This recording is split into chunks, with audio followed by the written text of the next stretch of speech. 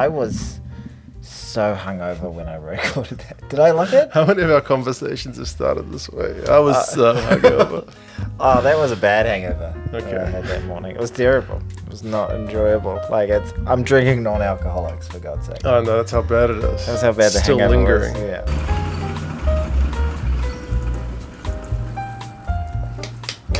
I'm gonna go with our mighty magpies. Oops, You're going the Mighty Magpies. I'm going with batch brewing all day because you can drink them all day. All day, And, all night. And All Blacks beats Scotland all day. Did you almost say South Africa? Yeah. You wish. Well, Eden Park, but we did. We still got that. we've still got Eden Park, Tony. We still got it. That's the one they wanted. That's what they were talking about us all year. But they just weren't good enough to win there. For the love of God, don't schedule any more matches against the Exactly. We'll Springboks. at Eden schedule Park for there a while. again in another 15 years. Hopefully when you're on a downslope. Well, this is ridiculous. This is super rugby adjacent. Oh, no. Chat. I can't have it. We don't chat rugby that early on this podcast. No, exactly. You've got to get through a good 63 minutes of bullshit. Did I forget to do timestamps last week? I don't know. Did you? I got a bunch of... And I'm sure I put them in there. Maybe I did it incorrectly.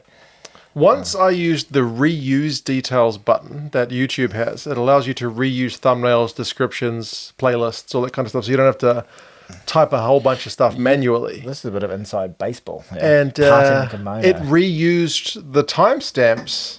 Oh. And I think I forgot to change them until after the fact, and they didn't update. So someone was like, "Where's the timestamps?" And I was like, "They're there." They're like, "They're wrong." Yeah. Like, oh, sorry. It sounds a lot like when I forget to edit the rugby starts bit. If I've forgotten to, you would have seen that already probably, the rugby starts little thing I wonder that if pops they'll be able to up. see it with the very white clothing we're wearing. Should I do it in black? No, I won't. Put a black drop shadow on there. Oh, it sounds like work. That's only one extra thing. We're wearing white. We're in white. The teams in white did very well. Yeah, they did. That's rugby chat. No, No, rugby chat for you. no, exactly. And I do want to talk about that because I'm not a big fan of this fucking worrying about colourblind people. You bastard. If there's one thing I've always known about you, it's your hatred of the colourblind. Yeah, it really is. If you can't see colour, tough shit. Isn't it Beaumont's colourblind? And he's Maybe that's He's the big pusher. It's mostly men, and it's a certain percentage of men. I did ask for feedback on it once. I was like, if you're colourblind, is it a big deal? And the main feedback was mainly like, yes, Ireland against Wales sucks because red-green is hard. But pretty much all the other ones, they're like, nah, that's fine. But red and green seems so different. I guess I'm not colourblind, so I can't. that'll be why that works, yeah. Yeah, stop being such a Ableist. majority fascist bastard. Is that we're going to get labelled because I don't show enough empathy to the colourblind? You're going to get But I just feel cancelled. like I want to see the green of South Africa, the black of the All Blacks. The All Blacks in Scotland's always seems to make sense because it's and there's been a few French teams which have had very dark blue jerseys. we got it. What are we doing? This is so much rugby. Stop it! Oh my just goodness. Stop it! For God's sake, I don't want to talk about it just yet. How was your week, Mark? That was all right. What'd you get up to? My dad's pretty crook. Yeah. Been How we spending a doing? bit of time with the old boy. Uh-huh. But he's still around. He might be watching this. Good on you, Gaza. Gazamaniac. Yes. And I'm also, for some reason, a Roger Maniac. Yes, I know. I don't know. He made that one up himself. Roger Mania, Gazamania out. People called him Gazamania, and he added the Roger Mania from somewhere in the depths of Is his it like imagination. Roger that, I'm out? Like, Maybe. Roger that. You're probably thinking like two along logical lines to find a Yeah. connection here. It won't, yeah. No, if he is watching, that'll be great. One of the greatest things about a 2 cents live stream is My dad on their own. the half, Oh, yes, half yes, time yes, yes. and the full time. Referee reports. Bloody, and the amount of bloodies you get. Yeah. Tell you what, he's playing bloody well. If he keeps this up, he might make the bloody All Blacks. We'll have to see. That's a long way down that track. Yeah. Yes. Your old man's got a bit of a voice like Ray Warren. Yeah. Rabs. Examiner Seaver coming down the sideline. Yeah, like a few people who are not native English speakers who have met my father sometimes struggle to understand him on the first take. Right. Because he's got a slightly kind of heavier New Zealand accent than some other people. I know. He uses a bit of New Zealand slang. Yeah. Strike. Does he strike a lie? I don't know if I've ever heard that one. What is he? What's his sort of go-to New Zealand euphemism? Not euphemisms, vernacular or little slang that he uses. On the spot, I can't think of it. Oh, but I know no. that he says, he doesn't say Saturday. It's not a sad day. Sad day. See, he's been playing well on a bloody sad day. Maybe on a Sunday, Monday, won't be so good, but sad day's not bad. Yeah, that sort of thing. Good as gold. He likes a bit of good as gold. Tell you what, the referee's pretty good this week. No complaints. 12 out of 20. Good as gold. 12 out of 20. He's not been great. Look, there's been a few calls. It's a hard game to referee. It's a bit wet out there, but 12 out of 20. Yeah, sounds about right. Yeah. Oh, look, I've done it again. What have you done? I flapped it. Oh, yeah, you have too. Yeah. Comment below for a bit of Gaz love. Yes. Yeah, Gaz is the man. Yes. I'm really enjoying your father and son catch-ups. They're much, you know what gets me? I'll tell you in a second, which I kind of appreciate as well. Okay. I'm just going to watch you close that flap with your beer in the camera shot.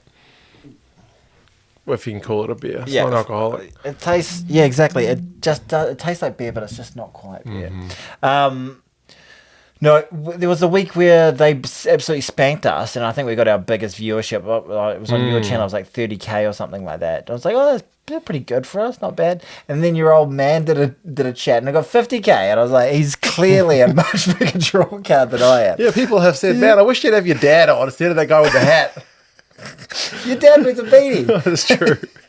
You're just the guy with the hat. You could be not wearing a hat, and you're the guy with the hat. Yeah, we've got two hats. There's always two hats in this. Mm-hmm. Occasionally, there's been a very few podcasts where I haven't worn the hat. This is true. Oh. But yeah, no.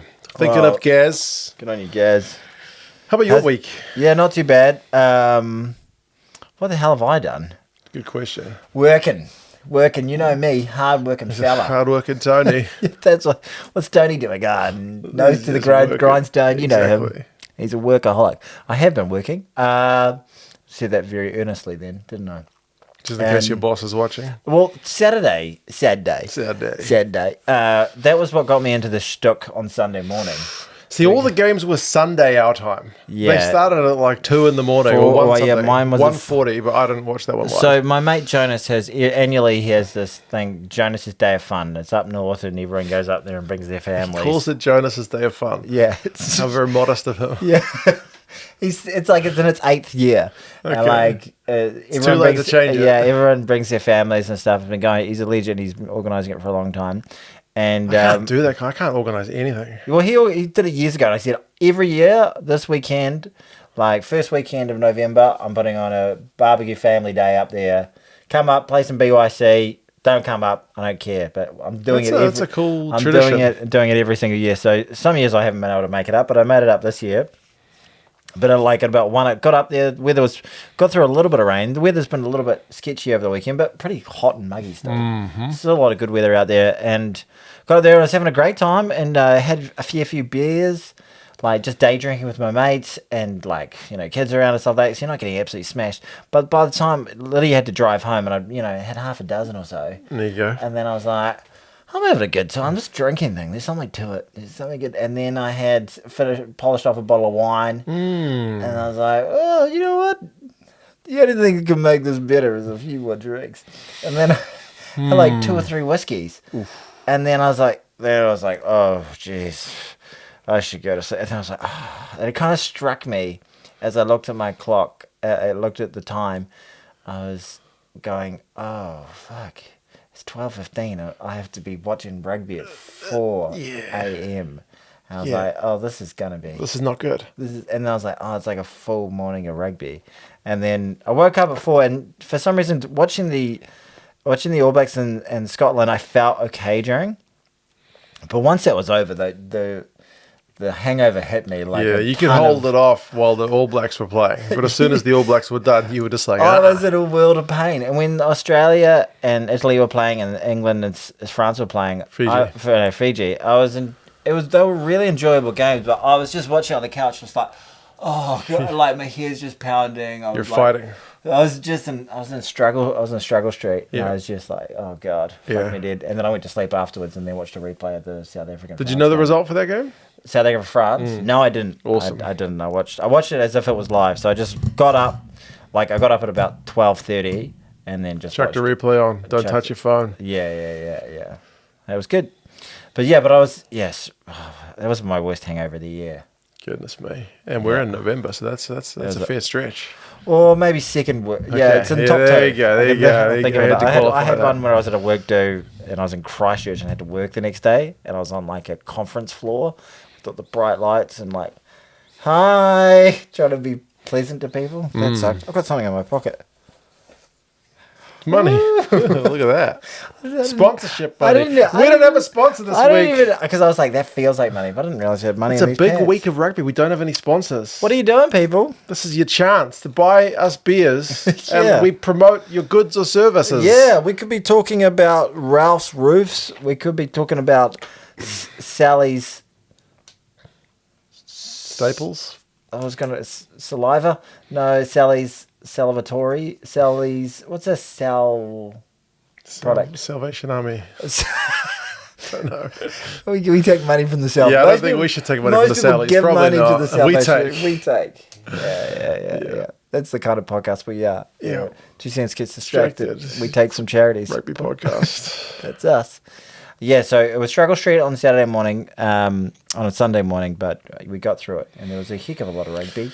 There was. For us, it was like 4:10, then 6:40, 2 games, and then there was like 9:10. And we'd missed Ireland against Japan at 1:40. I slept through that one because I was like, I don't see Japan winning. I'm not going to get up. No. What was the score in that game? 41-10. Okay. Justified. That man, he's a justified man. You're looking at one justified fellow right there. All right, where do you want to kick off then? Scotland. They had some chances, Dodie. They had, Is this their best chance? I mean, they'll be cursing giving us a flippin' lead again. But I think the fact that they were able to come back to 17 all, they still had a good over 20 minutes left. The momentum was... You texted me during that game. And I just said, fuck me. Yeah, I think so. Yeah. I'm pretty sure that's what you said. You text me back saying, we're imploding. Yes. Yeah. That's right. That's what you said. Yes, you did. You got it word for word. What a memory. It was like watching a slow-moving car wreck. And I kept on thinking, we'll be fine. Unfolding. We'll be fine. And then everything that could go wrong went wrong. We'd finally get a penalty and would have a line out, and then they'd get an intercept, and they'd be right back down our end. Mm-hmm. It was just an insane amount of territory and possession they had. Yeah. And momentum. Momentum is the key one. Yeah. Oh, yeah. And then in steps DMAC. But I'm going to say that the Scottish choked.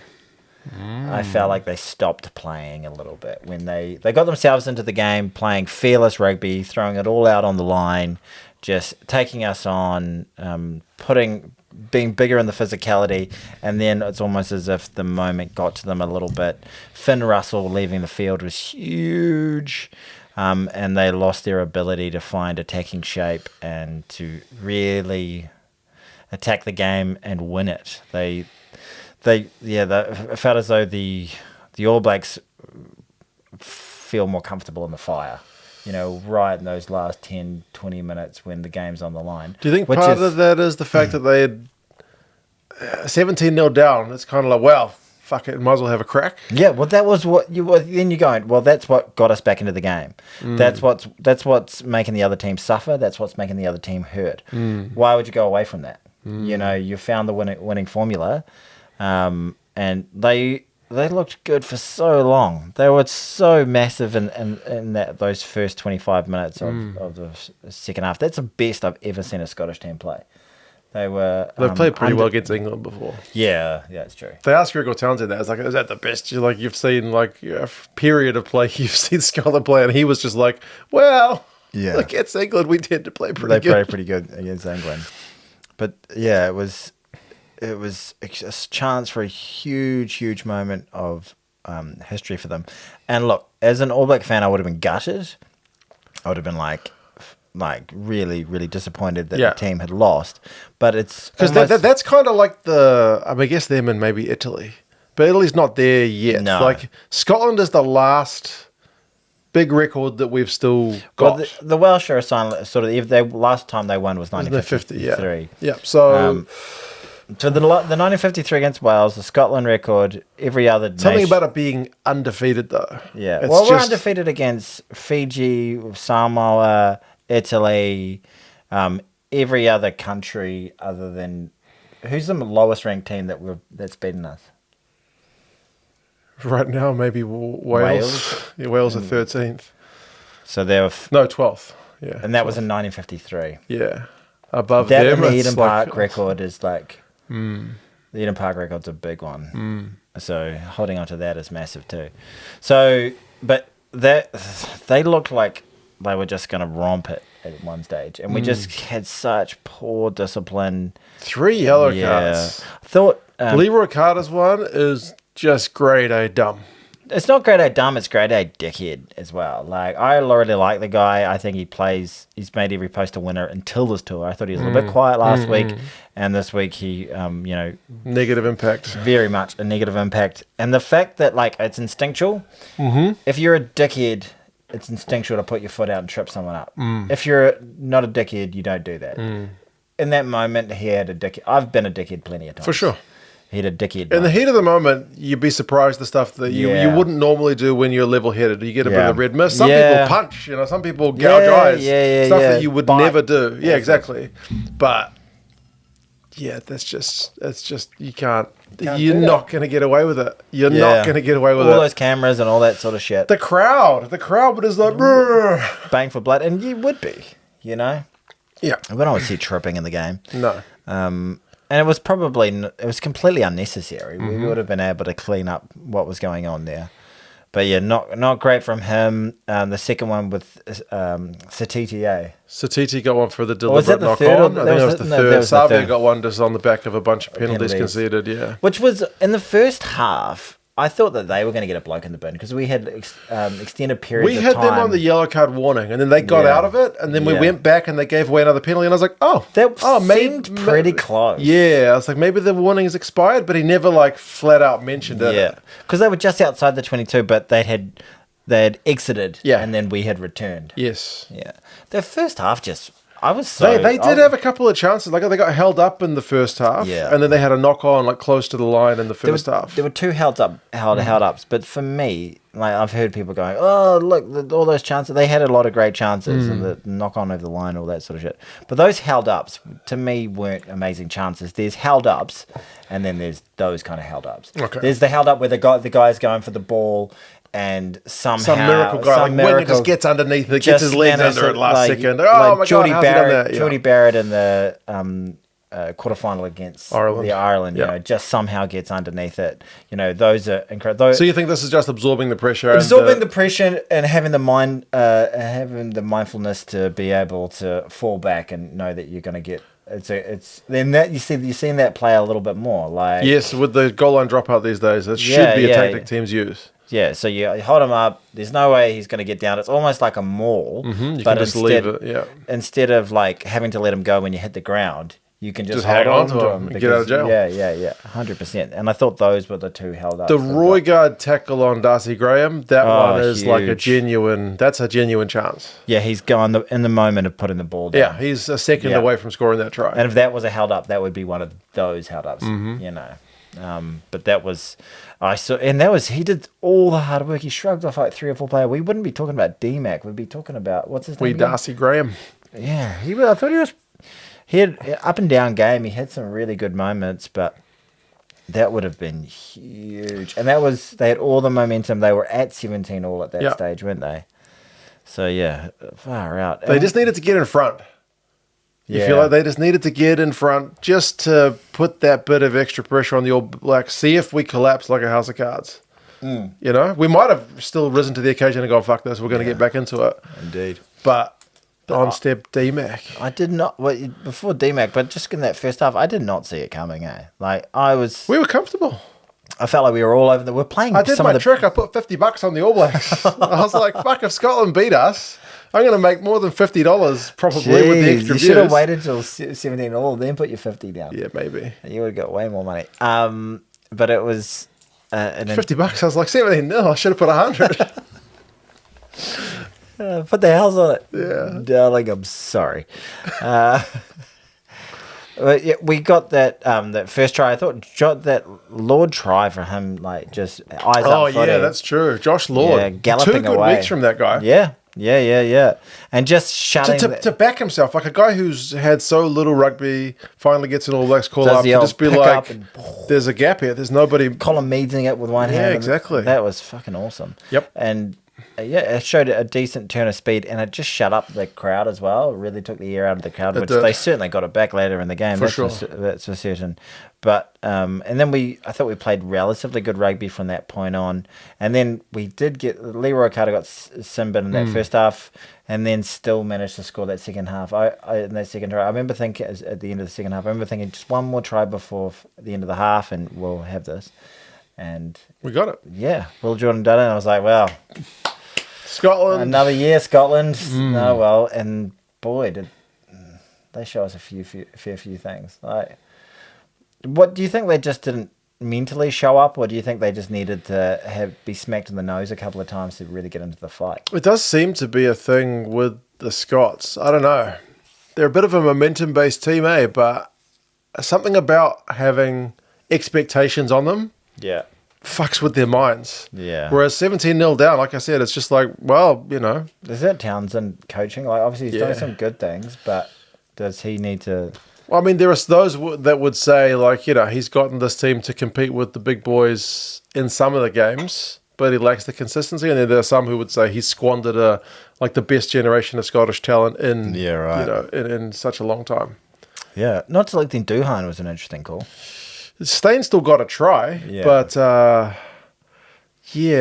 Duhan is a real kind of hot and cold player. I think part of it is like he always tears it up against England. Yeah, Some seems to love playing England, but then like in the big games in the past, I think like against South Africa and against Ireland, he's usually kept pretty quiet. So maybe there was the kind of thought that they would keep him quiet here. I don't know. Like as a All Blacks fan, I was like, "Oh, you're not playing Duhan, okay?" Like slightly happy about it. Or thinking, "Jesus, guy they're bringing up, the guy Stain's a more complete player, but isn't he's Stain less like a big high ball guy."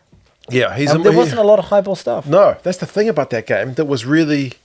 Like, I enjoyed watching it a lot. Yeah, it was a cracking game. And I'm a guy who enjoys all kinds of rugby. I enjoy those games that it's like fucking 7-6. He had a boner all like the way David through. There. Pocock and Justin Tipuric fucking turnovers for days when Wales beat Australia one year. And I was like, this is a great game. And everyone's like, it was shit, Mark. And I was like, no, I fucking enjoyed it. Yeah. But I was looking at the game, why am I enjoying this game so much? And then I looked at all the stats and I was like, Oh, they're running it. We've kicked, like by the full time of this game, I think both sides had kicked it about as much as you would ordinarily see in one half of rugby.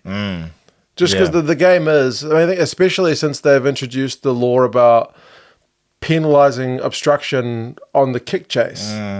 It's, someone mentioned in the comments, like it's a kicker's game now. Yeah. Like there's so much benefit to kicking that why would you run it? But both teams were just like a little bit old school. Maybe that means Scotland and the All Blacks are a little bit behind the times. I don't know, but Plays more entertaining rugby. it was quite Well, entertaining. I think Finn Russell he can kick the ball certainly very well, but he's mercurial in all sorts of different ways. But he's a running, passing 10, isn't he?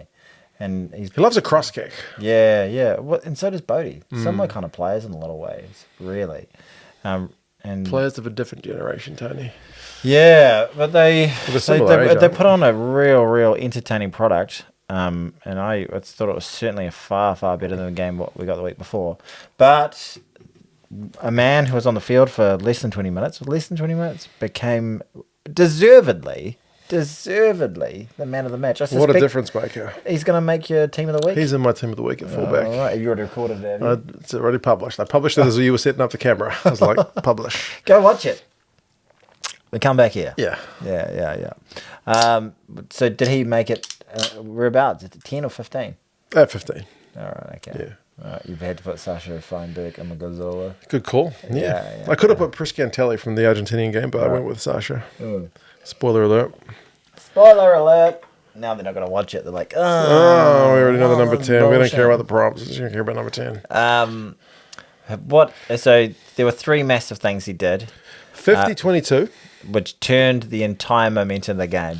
Like, Yeah. we were right under the Because pump. we had, he like you said, battered it bloodied early on. We'd almost turned the momentum when we got a penalty. Yeah. There was Luckeye got a penalty at the breakdown. And then we kicked for touch. And then from the line out, Roy got his passes straight to Jack Dempsey, who was like, bye-bye. Yeah, I was like, And I was like, you no, fucking, fuck's sake, yeah. we just got the momentum. But that Yeah. was the chance, boys. Yeah, that was our chance to get down there. Yeah, Larko gets it. We celebrate like we've won the game. Yeah, exactly. Yeah. The kind of thing that we would give shit to players. We're like, oh, you dickheads celebrating like James Lowe the other week. yeah, Celebrating a frigging kick. Celebrating a turnover like you just won the World But it Cup. was huge because it was like The momentum of the finally got yeah. a chance. And then we just got. We just I was gave just the like, ball away. that was the moment because I believe it or not, throughout the whole game I was like, we'll be alright.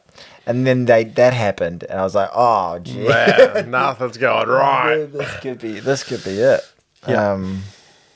But yeah, but anyway, he comes on, he does that incredible 50. Was it from a turnover, and he gets a ball from Bodie, Yeah. and then he just sees the space down, Hoofs it long. and he Yeah. right Hell of a kick. into the right spot. And his try Oh, insane! is freakish. It's Kinghorn that he throws over the. Yeah. What's he weigh? 89. He's a 88? lightweight. 81. There's very few people that he goes into the contact with thinking, I'm I've going to got dominate this guy. Maybe a physically. bloody freaking He is surviving the tackle usually. 12 under 75. So like. But yeah, he kind of used his momentum So against him. strong. What martial art is that? Is that Oh, it's judo? yeah. Like because he's holding him off at the fend, and he's like, Kinghorn's like, I'm doing this for Scotland. Yeah. I'm putting everything into it. And then what's the name of the number? Who was replaced the guy who come on to replace Finn Russell at that stage? Oh, Tom Jordan. And then he throws him, and then Finn Jordan's going, I've got your back, pal. Throws him over, and then he's like, no, I don't. Shit. And then he manages to side spin, uses his body weight, comes within a His fucking feet bee's don't penis. go into touch. And his hand almost gets close, turns around, puts. You saw it. You don't need me to act it out. It was crazy. Wow. And I did what I slapped my couch. Clutch play. Oh, that was amazing. Yep. Incredible. To be fair, his worst moment of the game was his conversion attempt. He shanks it. Oh, pretty it's much. gonna be, I think he was just shattered. Like he had to kick the goal. He almost Yeah. ran the clock all the way to the end. He didn't Yeah. have a full time to do his routine. They maybe should let Bodie take it. I don't know. Yeah. He looked. I've never seen him look more battered and bruised. Yeah, he was on the- battered all right. Somebody made a comment on my low effort review saying he looks like some dude, and I looked it up, and it was some video game character that has a big band across his head and looks all bashed up, and I was like, yeah, he does. Oh, really? Yeah. Oh, okay. It was like he's cosplaying that guy. Like, I don't. Someone comment below what we're The conversion attempt was not great. No, it wasn't but the great. penalty, Fucking awesome. not too long later, that was the clutch moment. So 2 clutch moments from D-Mac and it's 50-22. The smiling assassin. What a guy. What was he playing? Was he playing fullback at that stage? Yeah. Do we put him at fullback? That's all the chat ahead of the England game. Him at fullback, put Jordan back to 14. Leroy, you get a spell. Because Caleb Clark's out Is he? with the HIA, yeah. Fuck. Maybe bringing Caleb Tangitao from the All Blacks 15. He played well, didn't he? Yeah, so I don't know, but would you want to give him his debut at Twickenham? Don't know. If you're good enough, you're good enough. I mean, Mark Talia made his debut against Scotland the last Do time they he played keep them. Leroy in and just say, Yeah, maybe just keep Leroy. Just said, hey, mate, well, we believe in you. You were dumb last week, but here's a chance to have a big Dunno. game. But yeah. That's a loss losing Caleb. Yeah. Caleb does get some bad breaks with his injuries, right. doesn't he? One thing for Scotland is their scrum was good. Like, I thought we were going to batter them. We didn't get that. Like we didn't get the ascendancy at scrum time that I thought we were going to fold these guys.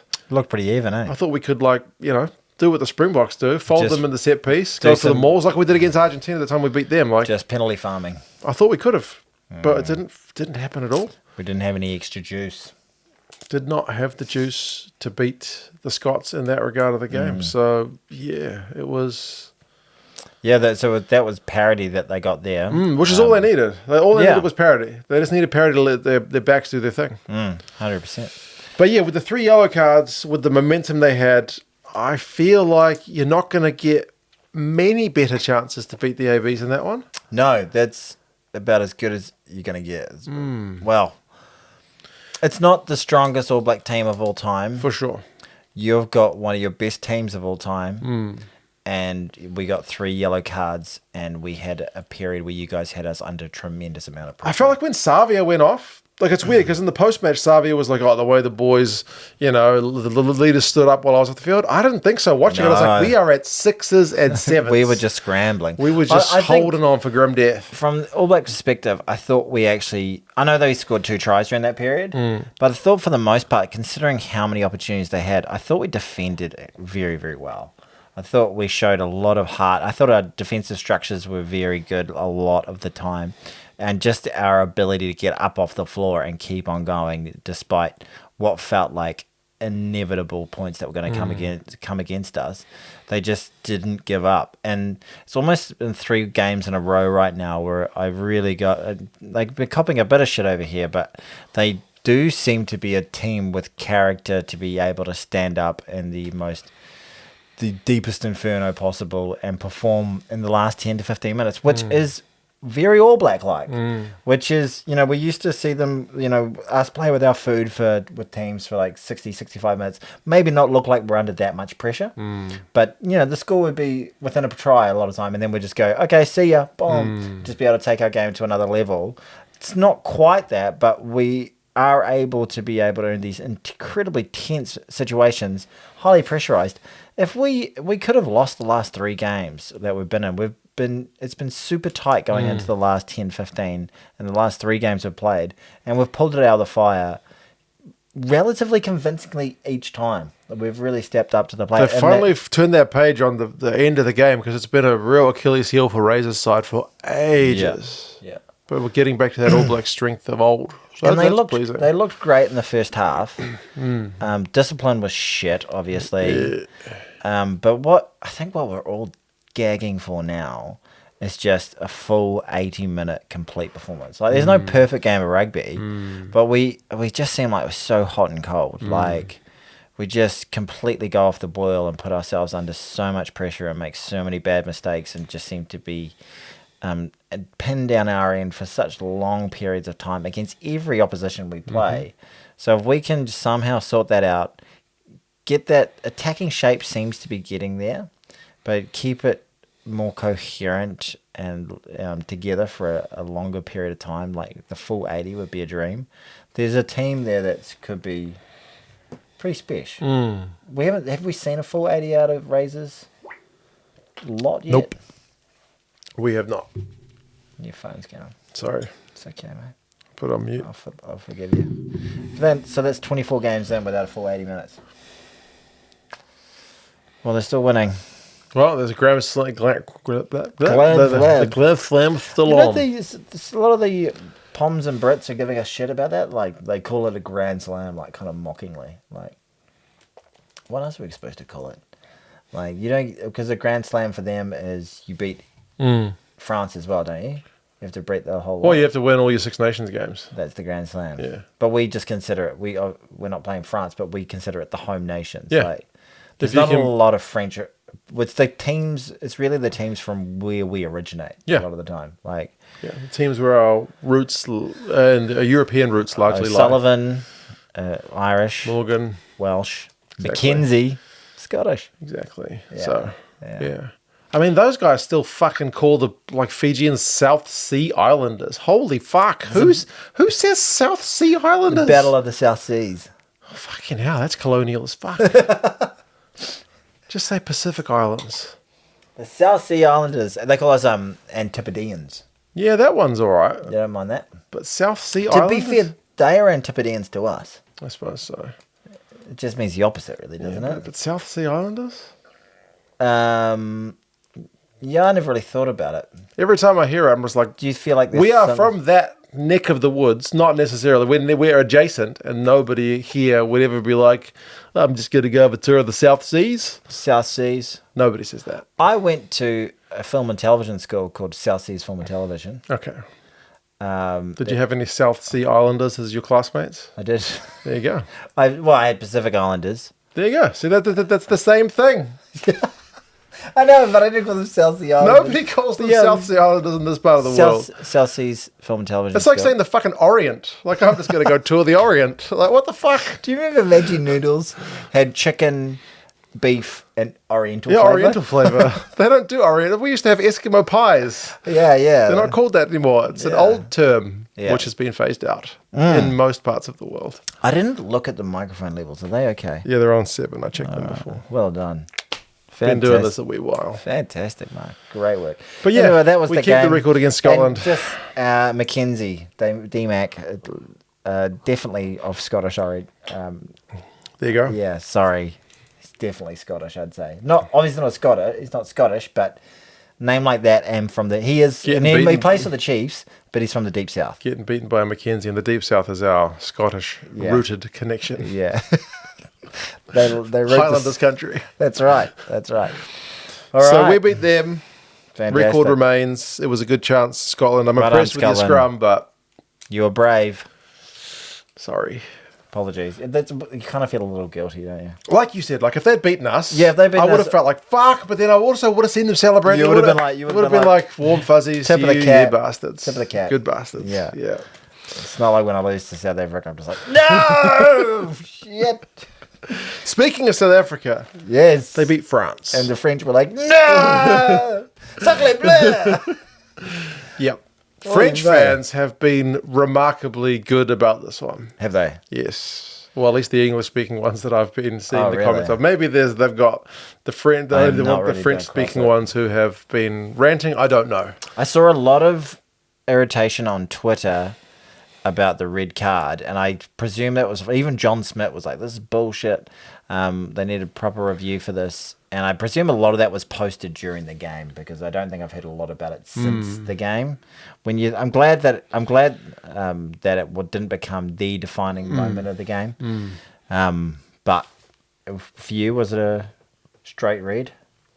I think if there's any wrap of the left arm, if there's even a hint of a wrap, Yeah. they 100% mitigate that. Yeah. 100%. Yeah.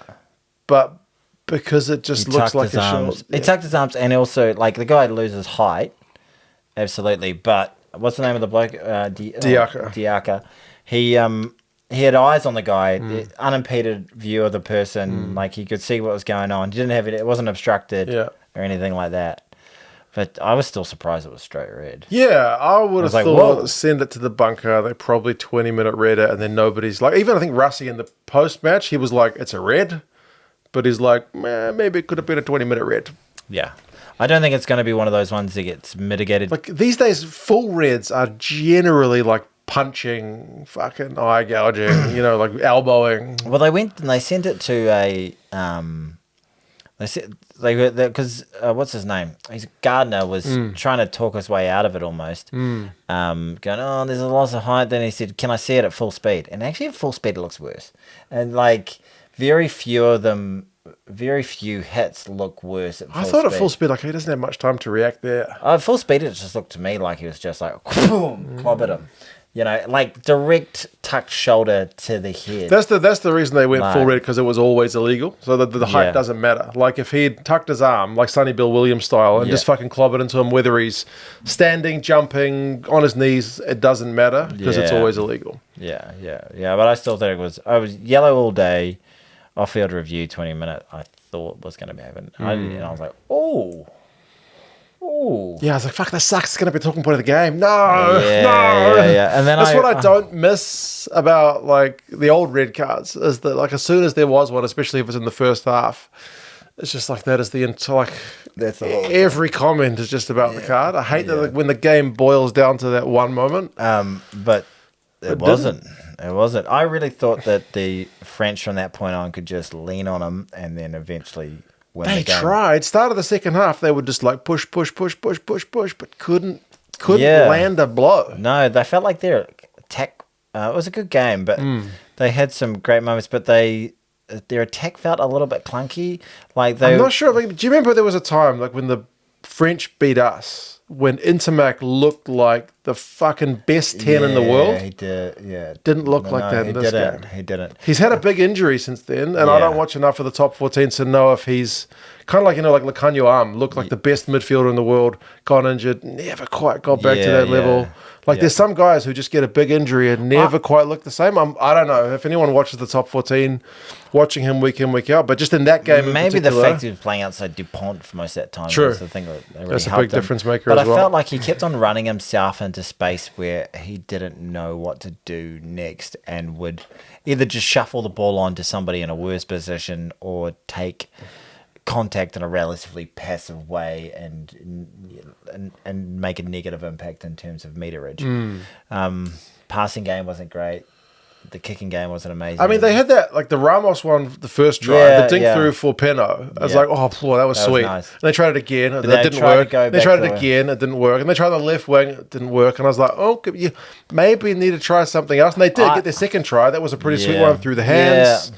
I like the grubbers. I think BLBRA is a great man for 100%. It's almost like a cheat code in the Six Nations. Dude scored like 8 tries in 6 games. Yeah, without really just touching the ball for a second and putting it down. Yeah, like I always look at his run meters and it'd be like 12. I was like, what the fuck? It's because he got it, he kicked it, chased it, grabbed it, scored. He only had the ball for 2 meters. Yeah, I thought the other massive crucial moment in that game was his yellow. Another one-handed intercept. Because at that point it was like there was 66 minutes to go or something. No, sorry, 66 minutes in. And you're like, well, they've only got another 10, maybe 60, 61. And they've only got 10 minutes to play. Now it's 10 minutes even. And then it seemed to really give the South Africans a lift. And then they just had to get through another 10 minutes of being one man down. And they fucking did it well. They did it really. The South Africans were immense. Like, in terms of their ability to stay in that fight, not lose their heads, and continue to like be incredibly physical, fatigueless. Like they were really and Rusty good. Still manages the bench like a motherfucker. Like the other coaches, I don't know, maybe it's just because he's got such a plethora of depth as part of it, so he makes subs and they look good, but he still does things which it's not always an easy one to pull the trigger on that. Like his loose head prop, Bowen Fenter, who's a fairly inexperienced guy, was starting to get tired. 32 minutes, he's just like, bro, that's it. Yeah. I'm going to pull you. And whereas like Razor refuses to take Cam Roigard off. That's the thing. That's the thing. And like half time, they get the red card and he has to say to his captain, Sia Kolisi, mate, we need another lock on the field. We're going to bring on Nokia because Lutz got a red card. Yeah. Like in your 100th test, this could be like your moment in the sun. You just need to cop one for the team. And he's just like, he said in the post-match, like, I don't want to go off, but if it's for the team, I'll do that. And like, not every coach will do that. Sometimes they've got to manage the guys' egos. Yeah. But there doesn't seem, and I think one of the special things about Sia Kolisi is he probably understands it from the team point of view. For sure. Well. It's like, but it's not easy because those guys, those athletes at that level are unbelievably competitive motherfuckers. Basically, he's got a choice between him or Steph Dutoit. Yeah. So he's like, well, I'd rather have Peter Steph Dutoit. I think he figured because he can bring on Esterhazen as well, who's like a flanker midfielder these days. He's just like, well, that's our hybrid guy. He can pack down on the scrum when we've got a scrum, and he can get into the back line when we got the back line. So the guy that needs to go is the captain in his 100th. He's just got to do it. He's just got to suck it up, and he does. And the French were rabid. The whole crowd was just so desperate for blood in that game. They had everything against them. And I really thought, geez, they're going to have a boil over here. And I was cynically thinking, well, you're going to walk away with a 2-loss season like us too. Suck on that. But they certainly didn't. They've only got 1 loss so far this year, don't they? They lost at Eden Park and they lost to Ellis Park, to the Wallabies. Oh, yeah, they do have a 2-loss. Suck on that. We've got a 2-loss, eh? We lost to the Boks by a record margin, and we lost to the Pumas. Yes, we're just as good. Yeah. Beating Scotland by 8 points is the same as going to Paris and beating the fucking French, like 30, or was it 32-17? Well, it looked bloody convincing. And there was a couple of games like that this weekend where it looked really, really convincing at the end of the game, but the scoreboard didn't really tell the true picture of the game. But man, the French the way they were getting bossed at scrum time as well. Like, I know they had some young props, but I mean, the Boks were without a bunch of props as well. Yeah, and they're Malcolm Marx. Yeah. It just seems unfair. It's almost like, what? What are they doing? He's got too many good front rowers. Stop it. Yeah. What are they feeding these guys? Biltong. Biltong with some special sauce. It's unbelievable. They are absolute fucking tanks, man. Like it's The a French little have got a big it's a little pack bit as well. outrageous, just the way it just seems to go. Yeah. Their maul was cracking. Grant Williams, he's got a wee snipe in his arsenal. Oh yeah, that was a lovely little try that he scored. Wee show and go, and the French centre I think, kind of Grant hook, line, and Williams- sinker. But then Cobus Reinach's Reinach's try was fantastic. That was the one that kind of arrested the momentum for the French, because it had been all France up until that point. 100%, and it was a great try. Great try. Fantastic. He did a chip and chase, didn't he? Yeah. Yeah. Chip over the top, chip Pinot, and then just went over for the try. And gassed him. Well, it just had the wheels to get it done. But then there's an absolute gluttony of riches they've really got there, is it? Yeah. Sasha missed a few penalties. Yeah. Well, they were going up in threes at the beginning, and then he lost 2 in a row. Yeah, he did. He missed one. I was like, he's going to get a second chance, so it doesn't matter. Then he missed that one. I was like, And you thought, maybe France here. Yeah, you thought maybe it's France's night. But not to be. Do we think there were signs of rust from the French? Like, it's their first... we haven't actually seen this French team properly since the Six Nations. That's right. Like there was a French team sent to New Zealand. The props they used were their props that came down here. Yeah. So they're really low cap starting props. What was concerning is their experienced props who came off the bench were equally dominated. Yeah. But yeah, you're right. The French team in its A-team form, without Dupont, without their starting props and whatnot, still... Yeah, hasn't played for a while, but still got dominated. Yeah, well, then it's nice to see. I thought Ramos looked pretty good for the most part. How do you try and get BLBRA on the ball more? Like, he's got more. He's got such wheels, but I feel like he was almost underutilized and almost trying too hard to get involved in the game, which led to maybe that. Yeah, in that period at the start of the second half, when the French had the Boks under pressure. I know there was a couple of times when they had both wingers out on the same side. Like Pinot would come, or BLBRA would come right wing, or Pinot would come left wing, but they just couldn't. They couldn't land a blow. All they ended up getting from that entire period was 1 3-pointer. Yeah. And that was just admittedly like, just Jesus, we can't score. Yeah. So let's just take the 3. We've been turning the screws and getting no pay from it. You almost want to see him on more like inside cut balls and stuff like that to see how he can, cut through the midfield a little bit. I almost love to see him what he looks like at fullback. He does play a bit of fullback at club rugby. Yeah. Yeah. He's got serious. Does he have a good boot on him? Pinot's got a great boot. I'm not sure BLBRA's boot's the best, but with Ramos there, I don't think they're going to play him at fullback. There.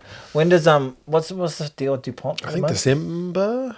But too late for international rugby. What's wrong with him? We had that big ACL injury from the Six Nations. Right. It's horrendous. Hopefully he comes back and he's doesn't miss firing and ready to go. But man, it'd be painful for him sitting on the sidelines going this. Watching that one, but yeah. Despite the red card. Despite the chat going in, all that sort of thing. I heard a thing saying, I actually heard this from the Egg Chaser guy. What's Tim? Does a good job. There's this one guy who always comments on my videos. His picture is like his avatar is Sean Connery. He always calls me Tim. He's like, I don't know, Tim. Like, you're being a bit soft with this stuff. Like, I'm not Tim. Tim's the other guy. You know, one of the most critical comments we get on this guy, you guys talk too much shit. Back to Egg Chasers for me.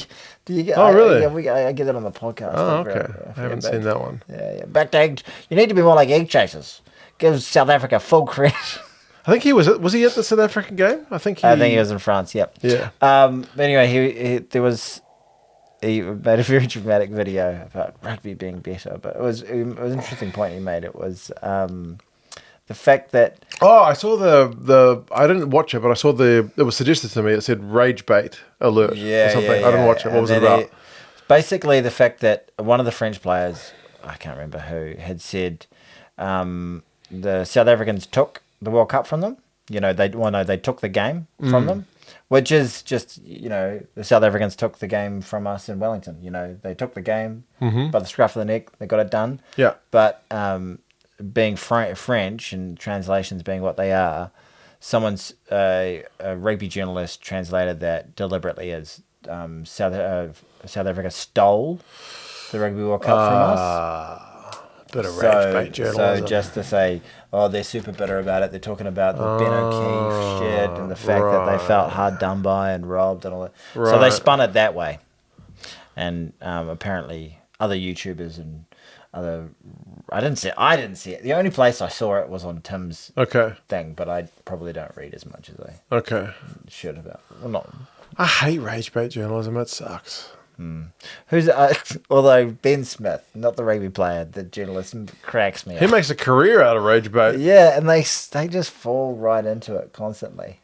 Yeah, if I see rage bait stuff, I feel like I usually identify it. Yeah, it's and funny. then go, I'm not gonna take that seriously, or I'm just not gonna read it. Yeah. I think there was one recently, like, it was like top 10 most successful teams in the world, and it had like England, Wales, Ireland, and it got its stats by saying how many like Six Nations they'd won and all that sort of stuff, how many of these competitions they'd won, and it didn't have the All Blacks or South Africa on the list. Nice. That's a list you can take seriously. It was so funny. It just like it was clearly rage bait, but the hate on it was funny. Yeah. Identify. The guy has done it for engagement, and you have just given him exactly what he's looking for. People do it. People do it on Reddit. They're like, "Oh, this guy's written this article," and it's like people will comment. You're just giving it attention. Yeah. Don't do that. Clicks. It gets clicks. It's the world we live in. Yeah, I did it once when my YouTube channel was really early on. What'd you say? Maybe a year in or 2 years in or something. And I wrote an article. I didn't write shit. I'd fucking make videos. Yeah. I titled the video like, I think I said, "Why are the Australian teams so bad?" Like about Super Rugby. Oh, right, yeah. And a few of my viewers were like, "This is not why we come to your channel, Mark." Oh, yeah. Be better than this, be better than this. But don't go lowest common denominator. All right. Okay. I'm sorry. I'll try to take more high road stuff. But the thing about it is, YouTube encourages you to really does to make rage all bait. Internet, like Twitter, all those social media platforms. And at the end of the day, like you this is your income, and you need people to click on your shit, and to get them in, like it'll tell you, like you'll do an A/B test, and you'll write, great performance from the All Blacks, and then great performance from the Springboks, as a title, which is a pretty boring title. Yeah. Or Springbok shit on everyone. Yeah, true. And then I actually which one's going to take I tried it. I'll see the results. I tried an A/B test with Ireland's win over Japan. Yeah. Because at the end of the game, we'll get to that in a minute, but the commentators were kind of like, "Oh, this is a bit shit. We only beat them 41-10. We're a bit clunky." And I was kind of like, "Oh, that's when you just beaten them 41-10. That's not like you're acting like you lost. It's like the All Blacks fans back in the past when we would beat teams like we only beat them by 30 points. Yeah, exactly. I did like one A/B test was like not good enough ? Based on what the commentators had said. And then I just put one which is like a standard like Ireland versus Japan review. I'll have to see which one does better. It's it very much encourages you to be flattering towards South Africa as well. That's for sure. Yeah. There's a South African fan base is massive. It's huge. If you were an offshore content creator and just solely made videos about South Africa, how great South Africa was. There's heaps of South African content creators as well, though. But I think they almost appreciate foreign content creators. I think everybody likes there's that sycophantic thing. Like we do it in New Zealand as well. Like anytime there's an actor who comes to New Zealand, it's like, what do you think of New Zealand? And they're always like, it's great. Yeah, like, they're not going to go, it's fucking boring, except for this women's football team from Spain who were like, fucking Taranaki boring. There's nothing to do. And then the media was like, yeah, exactly. We've got a town hall. Oh, that's so nice coastline. Yeah, you can go surfing. Mount Taranaki. It's one of the only places you can go surfing and skiing in one day. It's like, are they going to do that? Yeah, no. They're a bunch of young women who want to go partying. No, they're a bunch of young women who are there for football tournament. Football and want to have some fun in their downtime. They don't want to go hunting. Fucking pig hunting. Go out and stick a pig. Everyone does that. Everyone likes foreigners coming to the country and saying nice things. Yeah, exactly. And, you do see that. I see that when New Zealanders go to other parts of the world and go, yeah, what do you think of Singapore? And they're like, yeah, Singapore's fucking clean, eh? Yeah. Everyone likes it. It's not it's unique. true. But the rugby audience in South Africa is massive. That's just a fact. Aye, Captain. That's why I love South Africa and all South African people. We should go there one day. Yes, I'll see you there. We'll take a rugby trip. We'll go for the greatest rivalry next year. People will know who you are and be like, "Who's the fucker with the hat?" Oh yeah, true. Who's that fucker in the hat? Is that fucker in the hat? Yeah. I think they'll like you. Oh, thanks, man. You're a rugby fan. I'll carry your bags. They appreciate a good rugby fan. Indeed. We'll see you there next year. I've been offered accommodation for that. People emailed me like, "Oh, Mark, come stay at my place." So you should do that. I just need to convince my wife. Oh, what? That you can? Would you take your wife? Fuck yeah. She's like, "Oh yeah, you just go to South Africa. Leave me with the kids for like a fucking month." Oh, far out. Yeah, right. Yeah, it's gonna be a wee while. Yeah, not going to happen. Indeed. But yeah, well done, South Africa. Fantastic. That's a crazy. It was a great performance. To beat them, like if you had said beat them 32-17 before the game, you'd be like, ooh, probably closer than that. If you'd said beat them by 32-17 with a red card for half the game, you would have got you having a laugh. You are joking. No, not going to. They really poured it on in the last 10. Yeah. Sad to see the French drop their heads and let a few in. I suppose so. That's what it is. Ireland beat Japan 41-10. I did not watch that game. Tell me about it. It was a bit. I mean, Ireland were a bit clunky. They were. To be fair to the whinging assholes, they were right. They started like a bit clunky. Like they were obstruction lines. Line out was a bit shit. It was like this is just not clicking. So they played in a shitter against us, and then they played a shitter against Japan. Against Japan. But then as the game went on, they started to find their groove. Okay. I feel like they needed to play that game first, and then they needed to play us this week. Just gone. That would have worked out a lot better. We could have gone back to back them in Scotland. Obviously, that's not going to work with Chicago. Chicago had to be either at the start or at the end. Yes. Because of the travel factor. Aye. But Ireland started looking like a team who just got off a plane from Chicago and had blooded a bunch of new guys. It was not... Well, that's a factor with the All Blacks too. They just flew. Well, I think we got on like a private fucking jet. Yeah, we did. They flew out the same day. I don't know if the Irish did. I think they went straight to the airport. Yeah. And got on, they chartered their own thing. Yeah. And they were like the fucking. They were comparing themselves to like some NBA team. Yeah. The NBA player probably earns more than the entire New Zealand Rugby Union does. But anyway, the way the NBA teams get jets flying around. Anyway, I'm sure it was great for the environment. But yeah, Ireland across the course of the game, surprise, surprise, were too good for Japan. What? Yes. This Japan team? This Japan Under team. Eddie Jones? Yeah. Andrew Porter got a try. No way. Tommy O'Brien, the new winger, got a try. Jacob Stockdale was playing. Remember, he was like one of the best wingers in the world back in 2018. Still hanging about. Still hanging about. Usually with James Lowe and Mac Hansen there, he can't get a gig, but he got a gig in this game. Got a try, chalked off. Which was unfortunate. But he was busy around the park. Yeah. But what else is there? Are the Japanese showing any sort of signs of life?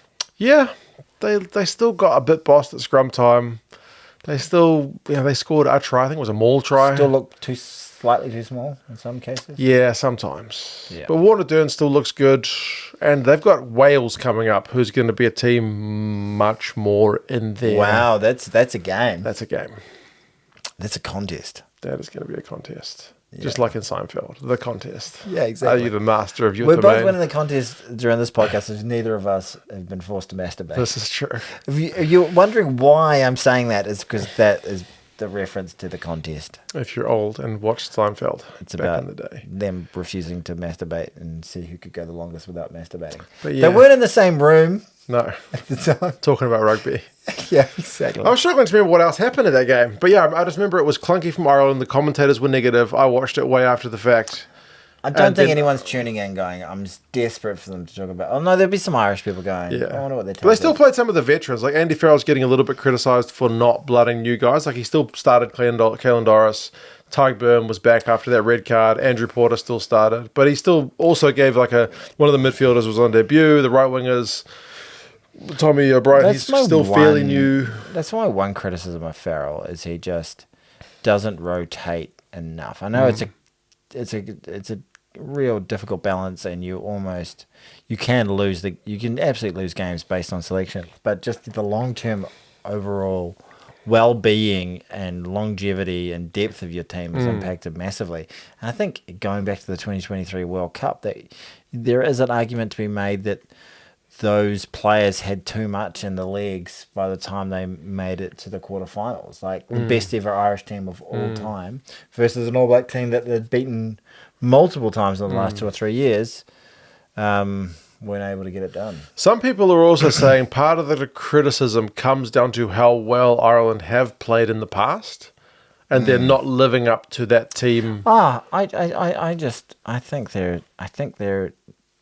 I mean, recent past, like, even the Andy Farrell team, which won the Six Nations, came on New Zealand tour and beat us, kind of thing. They're certainly not in the doldrums, but I think they've gone off that amazing peak. And I think I've seen this a ton of times. One thing which some people have said, and might be true, is that Ireland in the last 2 World Cup campaigns have been guilty of peaking like a year before the World Cup. So maybe they're a little bit clunky now, in the hopes of getting it right in 2027. I thought they were seriously average in that 2019 quarterfinal. Where we absolutely yeah, but I mean the year before they beat us, remember? Yeah, so that's right. peaked the year before a World Cup. Yeah.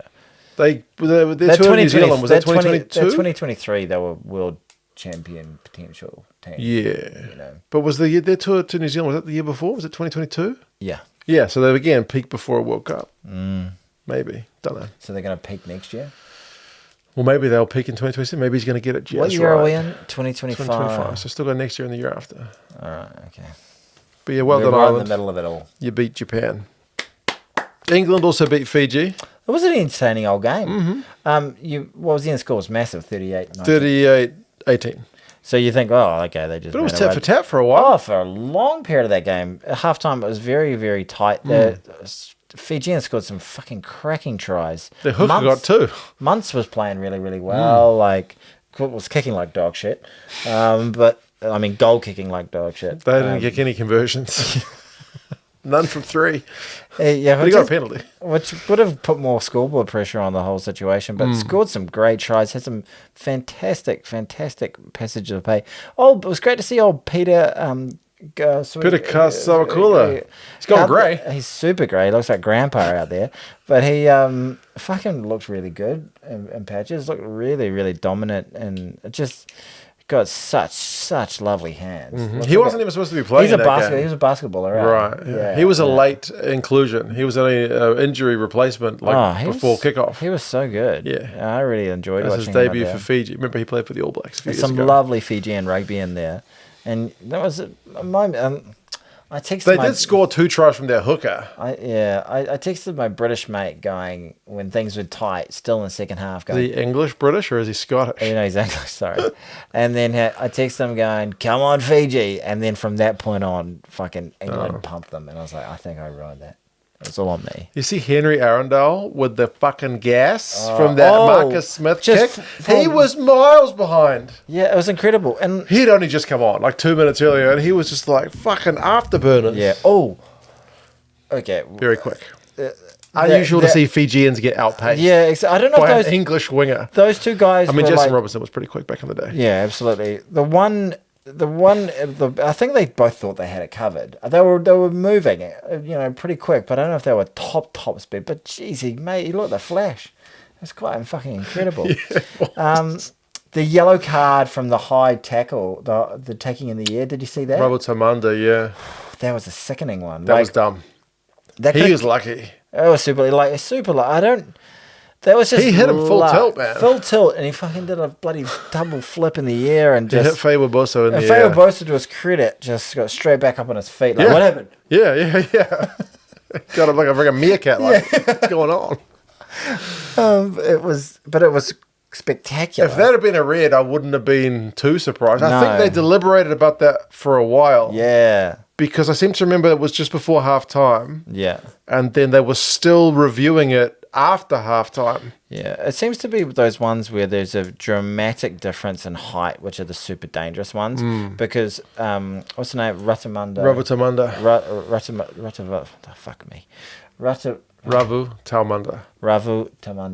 Tamanda was running full clip to get under it, but didn't launch himself into the air. And Faiwa-Bosso got pretty high in the air. Fucking high, clips him, Like boom, knees. and then it's just like, Yeah. So if the Fijian bloke, jeez, Ravutamanda. gets high, then it's just more. It's just a contest in the air. It's just a contest in the air, and they kind of flap into each other. But FRAvSA just got so high and just spun her. Imagine being that guy's. He's lucky he didn't land on his head, man. Like, yeah. That's terrible. That was absolutely spooky shit. Yeah. Yeah. Terrifying. But credit to the English for showing their class in the end. But it was a contest, a big contest. That would have been some tight buttocks across Twickenham for a long period of time in that game.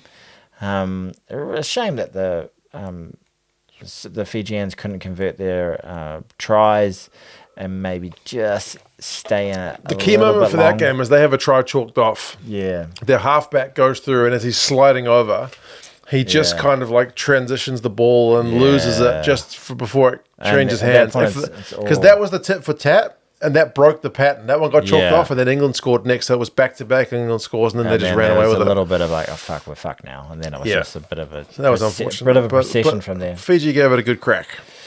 Yeah, they gave it a good crack. I don't think the scorecard really represents how tight that game was, to be honest. No, it was just the same thing. Better team over the last 20. Yeah. Bit of a theme this week. Yeah. And then the game that was played at the same time. Which it was tough because it was like, I kept on expecting, okay, one of these games is just going to be like, okay, I know that's the result. I can turn that one off. But not really. This has been when I was in Struggle Street. This is your hungover. I was like, oh God, kill me. And I was like, this should be enjoyable, but I just was not in a happy place. But the Italians, boy oh boy. They turned up, and a couple of Aussies really... The Aussies are looking tired. Yeah, they are looking tired, but I mean, there were a couple of Aussies in the the Italian team were the ones that really... They're two wingers, Monty Ioane and Louis Liner. Yeah. Got both their tries. Yeah. Ioane looks fucking great. He's been good for years. Has there ever been a human being that has more tattoos than him?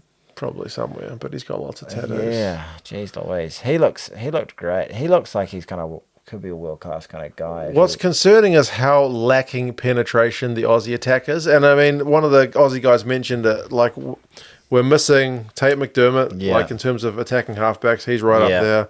Their 10 situation is still horrendous. Like, you got Carter Gordon just come back from rugby league, like, have a crack at the Italians, mate. Like, fucking hell.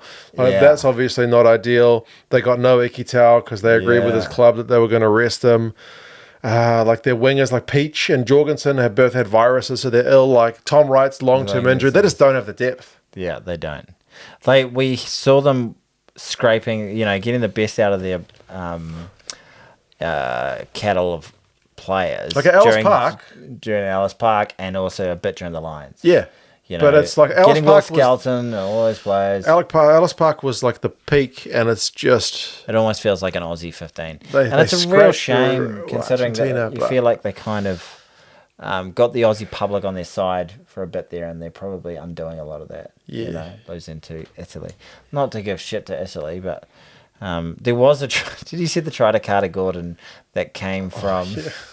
Came from the strip to... Did you see the reaction of the Italian coach, Gonzalo Casada? He's kicking the shit out of the wall. Yeah, because they were like... because the commentators seemed to feel as though that was pretty hard done by. One of the commenters on the review of that game mentioned like the specific law and was like, well, by the rules of the law, it's like, that's a strip if he's like, done that and he's ripped it loose. But I was like... It felt like he went for the strip, and then the ball. Well, I felt like he went for the strip, and for goodness, the captain Wilson. Wilson's in it. He goes to the strip, and Wilson is rolling forward at the time, so he goes to the strip, and then it hits Wilson's torso, which just propels it forward. That's what it felt like to me. Yeah, but torso is not. So he strips, and then the ball hits his torso. Torso is not a knock on. So. It felt like a bit of a dodgy one, but it didn't cost anyone the game. I would not have been like, I wouldn't have been upset if it was called a knock on. I've been like, I can see that, But the fact it wasn't, I was like, well, I guess it's an argument. But an entertaining game. Yeah, lots of good rugby in that game too. Italians kicked their penalties, and then they seemed to be fired up after the Wilson try, to be fair. Yeah, the crowd seemed to be right in it as well. The Italian crowd giving it all that, which was great to see. But just sad from an Australian perspective. Like, fuck, they do look tired. I think Ireland next. And it's like, you would have rather beaten Italy. And then... They're not that team that beat South Africa now, are they? No. Right now. They're not that team that ran the Lions close in that series. No. They really, really need all their A-grade players available at one time. Hopefully they can get their ducks in a row for next year, and then the World Cup, obviously. New coach next year too. Yeah, it's a sad way for Schmitty to kind of go out. Do you have him any hope against a somewhat stuttering Ireland team next week? If they can't beat Italy, I don't see them beating Ireland, but I mean... Strange things have happened. Yeah. Unlikely. Ireland will be massive, massive favourites for that one. But yeah, I'm just concerned with how lacking penetration the Aussie attack is. It's just they had a shitload more carries than the Italians. But it was a bad game for what the fuck's wrong with my brain? I cannot Tony think. Edman, Carter Gordon, Harry Wilson, Rob Valentini. He came back from league. Carter Gordon. No. Jake Gordon. No. He used to be a league player. Joseph Suaalii. Came back from league. Could be more than one guy. Joseph Suaalii, and got a yellow card for a big high shot. Yeah. And I don't think he's looked.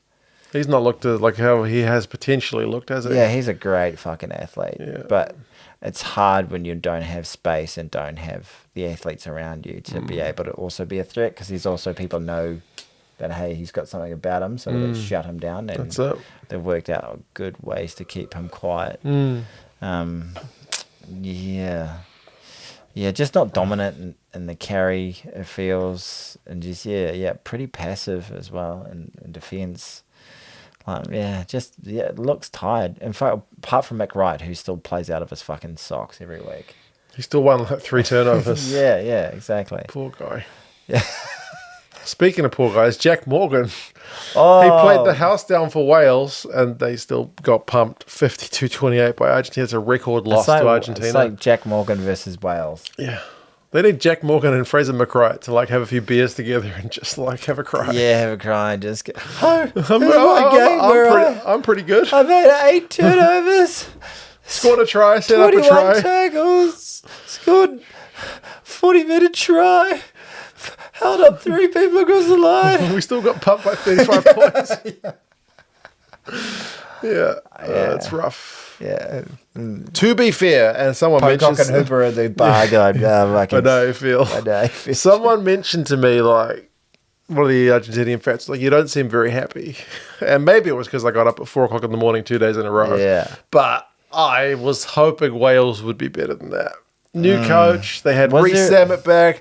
They had Adam Baird, the big lock, back. They got Jack Morgan back from Lions duty. Thomas Williams back from Lions duty. Right. I was thinking, I got Dan Edwards. Maybe this is the guy. Is there any green shoots that you can see to give you hope? They scored 28 points. Still packed out Millennium. It wasn't 100% sold out. Pretty decent, yeah. But, Argentina had a really rookie 9-10 combo. Really? Yeah. So Priscantelli. Have you heard of him? Geronimo Priscantelli. It's a hell of a name. It's a hell of a name. Anyone named Geronimo? Do you remember that hot... I don't know if it's correct Hot pronunciation. Shots 2 or something like that? Oh, yeah. Part deux. Yeah, part deux, where they... they're jumping out of the plane. They're jumping out and they go, Geronimo! Me! Yeah, then he jumps out and goes, me! That's a good old joke as well for you oldies out there. Yeah. I like the part where he's got the M60. There's more kills than Yeah, exactly. And then it goes through all the movies, officially the bloodiest movie of all time. Yeah, that's a good movie. Charlie Sheen. Yeah, Charlie Sheen killing it. He's very funny. But yeah, Argentina. Did you see the game? Did you see the highlights? It was on 4 in the morning on a Monday morning. I saw the highlight. I'm not waking up. There's one moment, I don't know if you saw it, but Wales conceded a try. Yeah. They kicked the restart. it goes to Pablo Matera. Mm-hmm. He just fucking runs through half the Welsh team directly from the restart. Kicks a long kick for Mateo Queredas, and he scores a try. It's like immediate try. Like you immediately can see the line break, and this friggin' loose forward is kicking a hell of a footballer's kick for the winger to score. Yeah, I did see that. Wales on kick return were generally quite terrible. What had Reece Samet look like? Yeah, he coughed up a few balls from the bench. Looks like he hasn't been playing this sport for a couple of years. Yeah, well, I mean, yeah, he had a few moments, but still coughed up a few balls, got put into touch. So Tandy's got a way to go. He's got a way to go. But Argentina, I don't mean to look down on, like, be down for you guys. You guys played really well. But this is two teams that you think not long ago. The thing is, you look at Wales, Argentina, and you're like, that's a good matchup, right? Yeah. But if you look at the world rankings for this week's games, the biggest mismatch was Ireland, Japan. Yeah. The second biggest mismatch was Argentina, Wales, because of the gap between them in the world rankings. Argentina, Wales. So where's Argentina? It's like 6th against 12th. And what is the and we're second at the moment. Are we second? Second, yeah. Against Scotland, who are 7th, but the distance between our points was less. So this was just a mismatch game, and it proved to be. Argentina's just too good. Shit, what's the Matera, Crema, Mateo Queredas, Delgui, all these guys played electric. Prishkantelli, like I said. Feels as though we've been waiting a long time for some sort of rebuilding phase that doesn't really. They tried Pivac, they tried Gatland. Then they tried, what was the name of the temporary coach? And then they got Tandy in now. Like, it's a bit of a poison chalice at the moment. And it seems to there seems to be a lot wrong with the union and a lot of uneasiness and unknowing in terms of what's going to happen with the future. And these results on the field aren't going to help, man. No.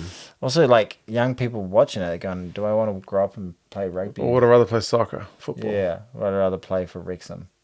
You know, I can hang out with movie stars that way. Maybe. Holy fuck, knuckle. What a good round of rugby, though. Good round of rugby. Yeah. No real duds. Can I play everyone's favourite game, but for a different competition? What competition? It is called something, but I don't know the exact name. It's the final. There's 4 teams competing for the final spot in the Rugby World Cup 2027. The Repechages. The Repechage. It's not called the Repechage. It's like the final qualification tournament or something like that. Right. Do you know the results? No. Okay. So Samoa played Brazil. Now, look. Brazil initially didn't make it to this tournament. They lost to Paraguay. Okay. But Paraguay fielded an illegal player, so they volunteered to say, no, we fielded an illegal guy, so we're going to withdraw ourselves. Somebody does something. I know. It wasn't Spain this time for a change. I'm going to have to say Samoa. They did. They got it done 48 points to 10. All right. Pretty comfortably. And the other game But if you told me Brazil, that's how bad things are for Samoa rugby. If you said Brazil got up, I'd been like, oh, fucking typical. The other one was Belgium, who are the European team in this repechage, up against Namibia, who are the African team. Namibia have a lot of players of Springboky sort of. They lost to Zimbabwe in the African qualifiers. Belgium were behind like Georgia, Portugal, all the other kind of second-tier European teams. Those are strong teams, though. Like in terms of those comps. Second-tier teams for sure. Second-tier, losing to Portugal and Georgia. It's different from losing to Zimbabwe. Georgia beats Wales, for fuck's sake. I can see Portugal beating Wales at the moment. And Namibia is beating who? Zimbabwe. They lost to Zimbabwe. That's why they're in this tournament. They lost to Zimbabwe, and Zimbabwe, I don't remember the last time I saw them in anything significant. I think they played in like 87. Okay, so that's fucking a long time ago. I'm going to go Belgium. Yeah, they won. 22 points to 15. 2 from 2. Look at that guy. They are going to play the next round of that one. It's going to be Samoa, Brazil, and then Namibia again. No, Samoa, Namibia, and then Belgium, Brazil. It feels like it's going to be a shootout between Samoa and Belgium. Yeah, okay. All right. Any more games? Or that? That's it. Oh, those 4 teams. All right. Next week, yes, we are playing England. That's huge. Because we got Wales last. I feel like we're going to beat Wales. You would think so. But England's going to be tough. England is going to be tough. Really looking forward to it. That's going to be a cracking game. It's going to be awesome. I reckon. We can wear black. They can wear white. Hey! Everything's going to be fine. Well, this week we had New Zealand in white, South Africa in white. Italy, no, they were wearing blue. Is that keeping you happy? England were in white. Yeah. Beaumont, you blind bastard. I think England might kick the leather off the ball. Because I think we've got a week under the aerial game. Especially if our back three is unsettled. Especially no Caleb. Yeah. I think he's been playing pretty well. I think England are looking all right. Yeah. And I was saying Caleb Clark's been playing well. Yeah, Caleb Clark has been playing well.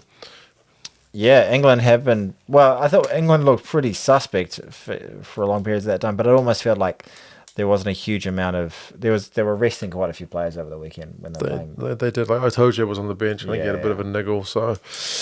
Getting the rested up. Now it'll be a massive clash. Massive clash. Ireland are playing Australia. Aussie will probably lose that one. I would say so too. There is a big clash between Wales and Japan. I say big because in the world rankings, Wales are 12th, Japan are 13th. Wow. And that's the difference between being a second seed at the next World Cup or a third seed. And if Wales lose, they go behind Japan.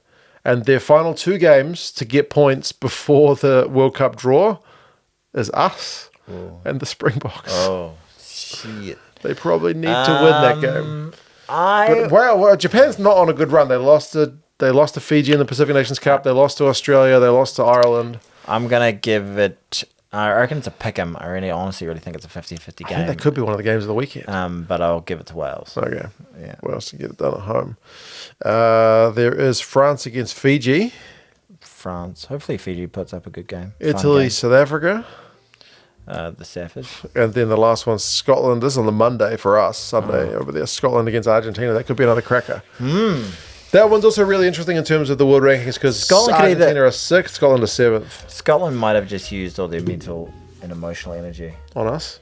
Might lose to Argie. Might win too, but I wouldn't be surprised if they lost. That one should be a cracker. Should be a cracker, and one thing we know about Argentina, you discount them at your own peril. And also they tend to lose after they win, so maybe they're due for a stinker. All right, Mark. There was some rugby chat. There was some rugby chat. In white. 2 men in white, talking about teams who won in white, other than Italy. And Argentina kind of blue and white. Yeah, there's definitely white in there. Look at that. You got some white guys on the team. All right, fantastic. Good on you, Mark. Well done coming here after your dancing. I know. We didn't talk about your dancing at all. Dancing up a storm. He's a professional dancer. Anyway, hooroo, ta-ta, bye-bye. Take care, folks.